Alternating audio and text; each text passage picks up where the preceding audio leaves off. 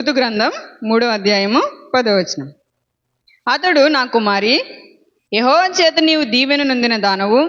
కొద్దివారినే గాని గొప్పవారినే గాని యవ్వనస్తులను నీవు వెంబడింపక యుండుట వలన నీ మునుపటి సత్ప్రవర్తన కంటే వెనుకటి సత్ప్రవర్తన మరి ఎక్కువైనది. కాబట్టి నా కుమారి, భయపడకుము. రూతు అని ఈ స్త్రీ మోయాబు స్త్రీ, అన్యురాలు. మనం ఈ గ్రంథం చదువుతున్నప్పుడు ఆమె తన అత్తను హత్తుకుంది. నీ జనమే నా జనము, నీ దేవుడే నా దేవుడు, నీతోనే ఉంటాను, నన్ను వెళ్ళిపోమని అనవద్దు అని చెప్పి అత్తను వెంబడించి అత్త ఉండే ప్రాంతానికి వచ్చేసింది. తన ప్రవర్తన చూసిన బోయజు ఆమెని ఏమని అంటున్నాడు? మునుపటి సత్ప్రవర్తన కంటే వెనుకటి సత్ప్రవర్తన మరి ఎక్కువైనది. ఆమె మునుపటి ప్రవర్తన కంటే ఆ తర్వాత ప్రవర్తించిన ప్రవర్తన మరి ఎక్కువ, సత్ప్రవర్తన మరి ఎక్కువైనది. మనకి ఆత్మీయంగా కనిపించాల్సిన విషయం ఏమిటంటే ఆమె యెహోవాను హత్తుకున్నది.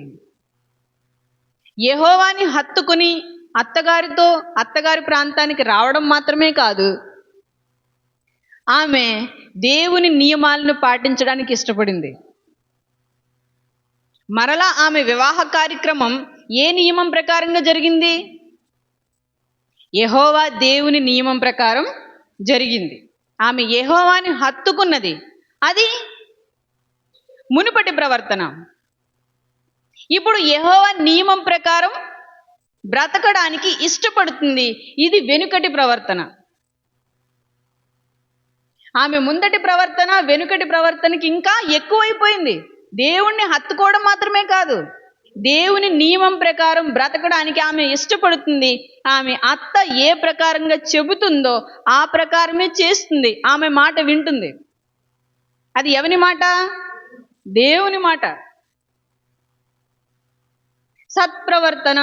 ఆమె ప్రవర్తన దేవునికి ఇష్టమైనదిగా ఉంది. అది ఏ ప్రవర్తన?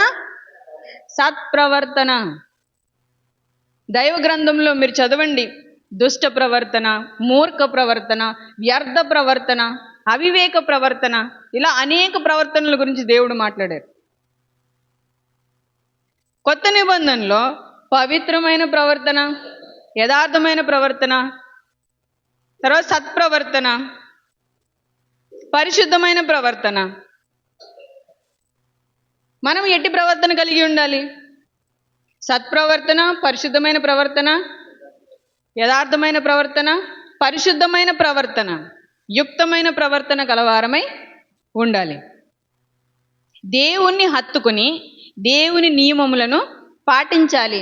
దేవుణ్ణి చెప్పినట్టుగా నడుచుకోవాలి, బ్రతకాలి.